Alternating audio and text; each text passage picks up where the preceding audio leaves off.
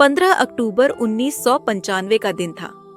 आसमान का राजा कहा जाने वाला double decker luxury plane Pan Am flight 6 70 यात्रियों और 7 क्रू मेंबर्स के साथ हवाई से सैन फ्रांसिस्को के लिए उड़ान भर चुका था।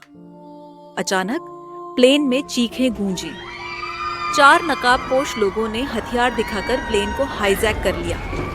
5 मिनट बाद पैन एम फ्लाइट 6 रडार से गायब हो गई। इसके पीछे की वजह थी कि प्लेन प्रशांत महासागर के सबसे बड़े और खतरनाक तूफान टाइफून के मुंह में जा चुका था। भयानक हवाएं प्लेन को खिलौने की तरह उछाल रही थीं। पायलट ने पूरी कोशिश की, लेकिन 2 घंटे के संघर्ष के बाद प्लेन का एक इंजन और फिर दूसरा इंजन भी फेल हो गया। प्लेन आग के गोले की तरह समुद्र की ओर गिरने लगा। कुछ लोगों ने हिम्मत दिखाकर हाईजैकरों को मार गिराया और ठंडे समुद्र में छलांग लगा दी।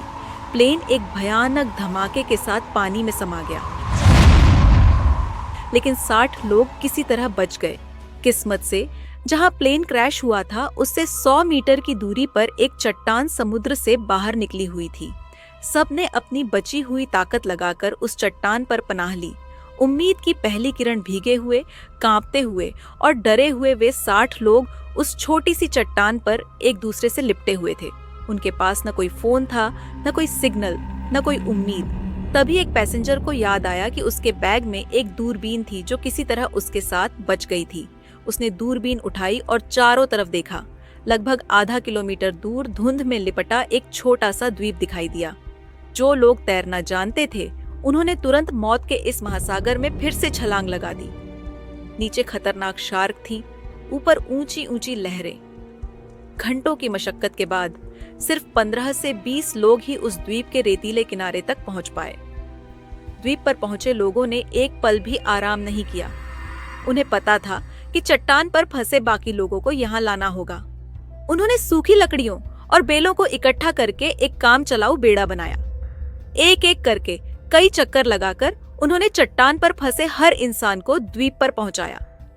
संघर्ष और जीवन की नई शुरुआत जब सारे 60 लोग उस अनजान जमीन पर इकट्ठा हुए, तब जाकर उन्हें अपनी असली हालत का एहसास हुआ। यह एक सुनसान वीरान द्वीप था। न खाने का कोई इंतजाम था, न पीने के पानी का कोई स्रोत। निराशा के बादल उन पर छा गए। इसी हताशा के बीच एक स्कूल टीचर मिस्टर डेविड आगे आए। उन्होंने बुलंद आवाज में कहा, दोस्तों, अगर हम घबरा गए तो हम सब मारे जाएंगे। हमें जीना है, एक दूसरे के लिए जीना है। उनकी आवाज में एक भरोसा था जिसने टूटे हुए लोगों में एक नई उम्मीद जगाई। सब संगठित हुए और सबसे बड़ी चुनौती भूख और प्यास से लड़ने की तैयारी शुरू हुई। एक नौजवान माइकल ने हिम्मत करके नारियल के पेड़ पर चढ़कर कुछ नारियल तोड़े। लोगों ने बारिश के पानी को चट्टानों के गड्ढों में इकट्ठा करना शुरू किया। मिस्टर डेविड ने सबको छोटी छोटी टीमों में बांट दिया। एक टीम को खाने लायक फल या जड़ें खोजने का काम मिला, तो दूसरी टीम को शेल्टर बनाने का। कुछ नौजवानों ने पेड़ों की नुकीली डालियों से भाले बनाए और घंटों समंदर के किनारे खड़े होकर मछली पकड़ने की कोशिश करने लगे। कई नाकाम कोशिशों के बाद आखिरकार उन्होंने एक छोटी सी मछली पकड़ ही ली। उस दिन जब उस मछली को आग पर पकाया गया तो उसकी खुशबू किसी दावत से कम नहीं थी। सबने उसका एक एक छोटा टुकड़ा खाया। वह सिर्फ एक मछली का टुकड़ा नहीं था, वह उनकी पहली जीत थी। उस पल ने उन्हें सिखाया कि अब यही उनकी जिंदगी है जहां हर चीज को बांटकर जीना होगा। जीवन और मृत्यु का सामना दिन हफ्तों में और हफ्ते महीनों में बदलने लगे। अब उन्हें समझ आ गया था कि मदद शायद कभी नहीं आएगी, उन्हें यहीं जीना होगा। उन्होंने पेड़ों की पत्तियों, डालियों और नारियल के रेशों से छोटी छोटी झोपड़ियां बनानी शुरू की। पहली बारिश में ही उनकी सारी मेहनत पर पानी फिर गया, लेकिन उन्होंने हार नहीं मानी और ज्यादा मजबूती से शेल्टर बनाए। कुछ लोगों ने मछली को धुआं देकर सुखाना सीख लिया ताकि उसे लंबे समय तक बचाया जा सके। एक महिला जो नर्स थी, उसने जंगली पत्तों से छोटी मोटी चोटों और बीमारियों का इलाज करना सीख लिया। उन्होंने नारियल के बीजों को द्वीप के चारों तरफ बोना शुरू किया और समंदर के किनारे रेत पर नारियल के पेड़ों को गिराकर एक बहुत बड़ा हेल्प लिखा, इस उम्मीद में कि शायद कोई हवाई जहाज इसे देख ले। शुरुआती 2-3 महीने सबसे कठिन थे। अनजान द्वीप का माहौल, खाने की कमी और साफ पानी न होने की वजह से बीमारियां फैलने लगीं। निराशा और अकेलेपन ने कई लोगों को मानसिक रूप से तोड़ दिया। एक एक करके 10 लोगों ने दम तोड़ दिया।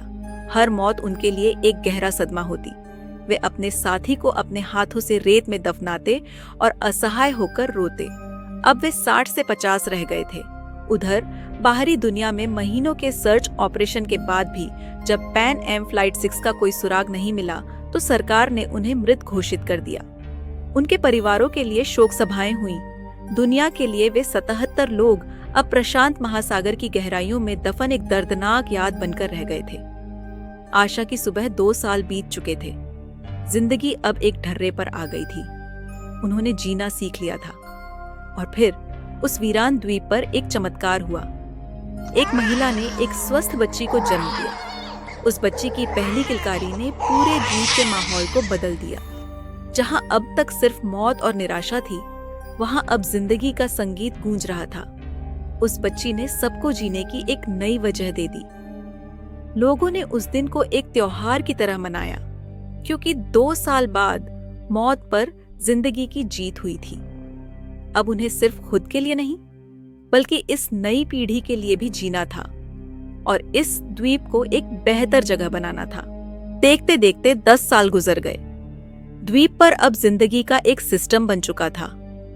मिस्टर डेविड ने बच्चों के लिए एक छोटा सा स्कूल खोल दिया था, जहां वे उन्हें पढ़ना लिखना और दुनिया के बारे में बताते थे। इस दौरान बीमारियों और हादसों में 7 और बड़े लोग अपनी जान गंवा चुके थे। अब द्वीप की कुल आबादी बच्चों को मिलाकर 48 थी। 13 साल का भयानक इंतजार खत्म। पूरे 13 साल बीत चुके थे। जो बच्चे द्वीप पर पैदा हुए थे वे अब किशोर हो चुके थे। फिर एक सुबह एक ऐसी आवाज सुनाई दी जो उन्होंने 13 सालों में नहीं सुनी थी। एक बड़े जहाज के हॉर्न की आवाज।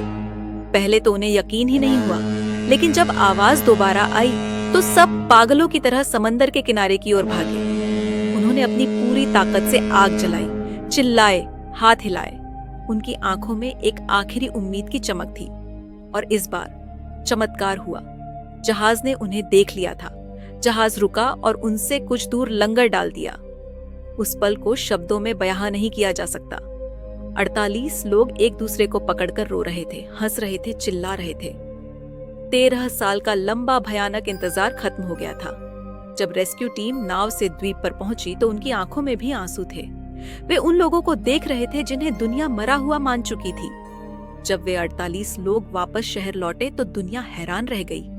कहानी किसी को भी यकीन नहीं हो रही थी, जब तक कि एक सर्वाइवर की डायरी सामने नहीं आई। उस डायरी में 13 साल का हर एक दिन, हर एक संघर्ष, हर एक मौत और हर एक जन्म का हिसाब लिखा हुआ था। जब मीडिया ने उस डायरी के पन्नों को दुनिया के सामने रखा तो हर कोई रो पड़ा।